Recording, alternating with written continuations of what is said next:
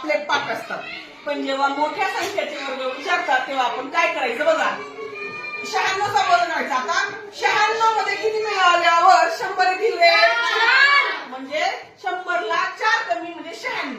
मग आपण 96 वजा 4 किती येणार? 92. बरोबर. आता आपण 92 असेच लिहून काढूया. नंतर 100 ला 4 कमी असल्यामुळे आपण या 4 चा वर्ग करूया. 4 चोक 16. अगदी बरोबर. म्हणजे 96 चा वर्ग आला 9216. तसंच आपण 106 चा करूया. 100 मध्ये किती मिळवल्यावर 106 येणार रे? 6. मग आपण 106 अधिक 6 करूया. बरोबर आलं 112. आता 6 चा वर्ग करूया.